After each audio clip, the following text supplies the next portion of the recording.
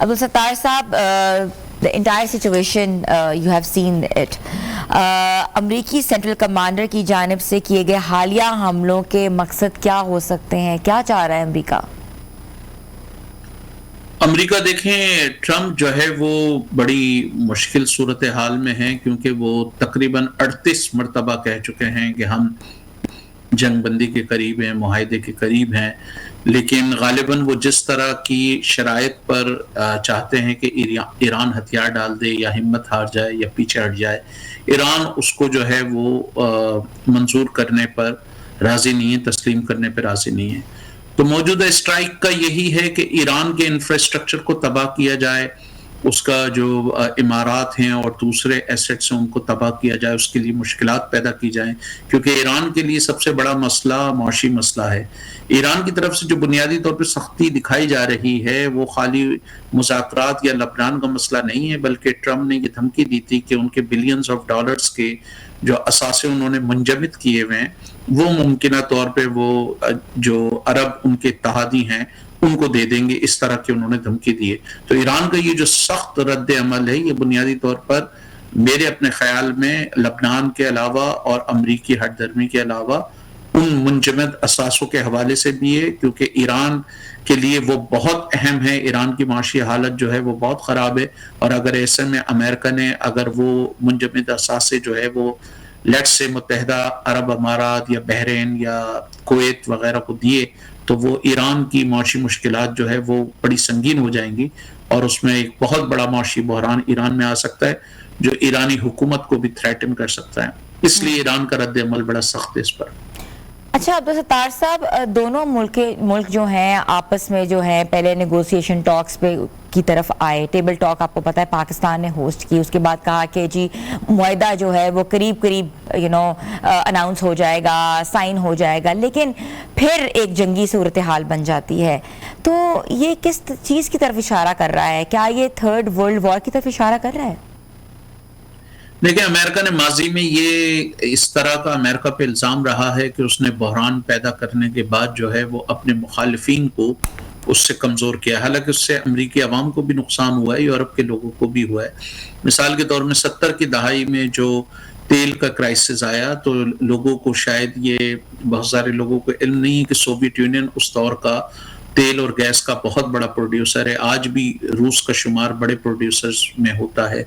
تو اب وہ ممکنہ طور پہ شاید چین کو اس جنگ کو طوالت دے کے چین کو شاید نقصان پہنچانا چاہ رہا ہے, لیکن چین کے پاس ابھی تو فی الحال تقریباً 2.5 بلین بیرل جو ہے ان کے پاس کمرشل اور اسٹریٹجک آئل ہے. لیکن اگر یہ جنگ طویل کھنچتی ہے تو لازمی بات ہے کہ چین کو نقصان ہوگا. جب ساؤتھ کوریا کو اور یورپ کو نقصان ہو رہا ہے تو چین کو بھی نقصان ہوگا. اس بحران سے گو کہ امریکی عوام کی مشکلات بڑھ رہی ہیں, لیکن امریکی کمپنیاں بڑا پیسہ بنا رہی ہیں. ٹرمپ کے اپنے خاندان کے لوگ جو ہے وہ ڈرون کے معاہدے کر رہے ہیں. ٹرمپ نے خود ڈیووس میں جو کانفرنس ہوئی وہاں پر اس نے بڑے بڑے سرمایہ داروں کو اور کمپنیوں کو کے مالکان کو کہا کہ مجھے پتا ہے کون کتنا پیسہ بنا رہا ہے اور آپ لوگ اس جنگ سے اچھا خاصا پیسہ بنا رہے ہیں. تو ایک جو جنگ کو وہ طوالت دے رہا ہے اس کی بنیادی وجہ یہ ہے کہ امریکہ کو, امریکی عوام کو تو آف کورس اس سے نقصان ہو رہا ہے,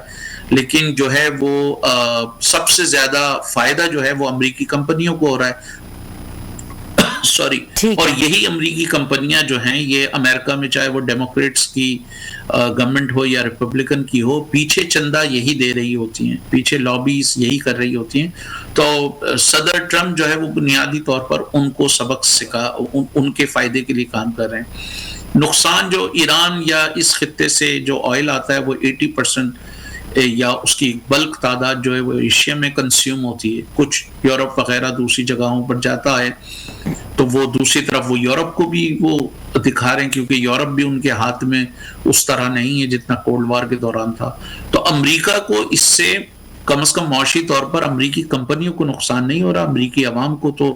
نقصان ہو رہا ہے. لیکن امریکہ میں کیونکہ پیسہ بڑا میٹر کرتا ہے الیکشن کے دوران, تو آپ کو کمپنیوں کے انٹرسٹ سرو کرنے پڑتے ہیں, اس لیے وہ اس کو جو ہے وہ ٹرمپ جو ہے وہ طوالت دیتے ہوئے دکھائی دے رہے ہیں.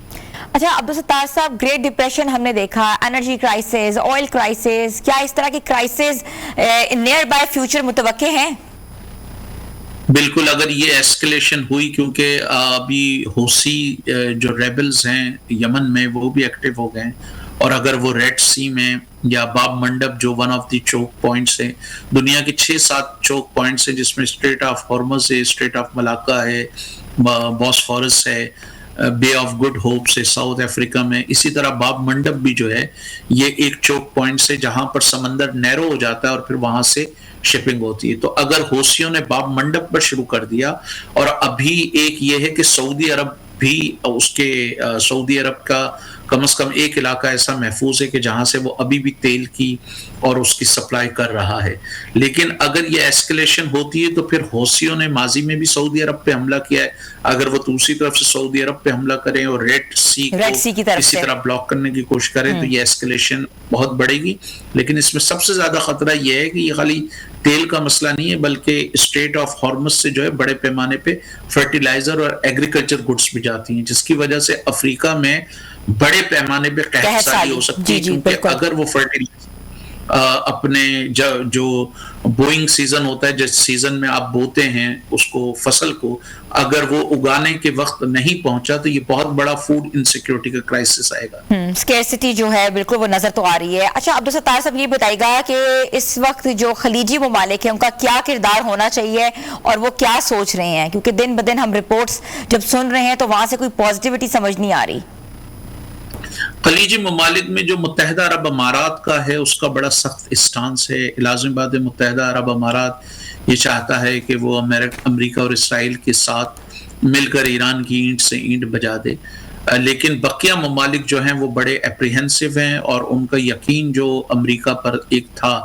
اس کو بہت دھچکا لگا ہے. ان کا خیال یہ تھا کہ اگر ایران حملہ کرے گا تو امریکہ ان کو مکمل طور پہ بچائے گا، لیکن ان کو یہ نظر آ رہا ہے کہ بنیادی طور پہ امریکہ کی جو بنیادی ترجیح ہے وہ اس خطے میں اسرائیل کی سیکیورٹی اور سلامتی زیادہ اہم ہے. تو امریکہ نے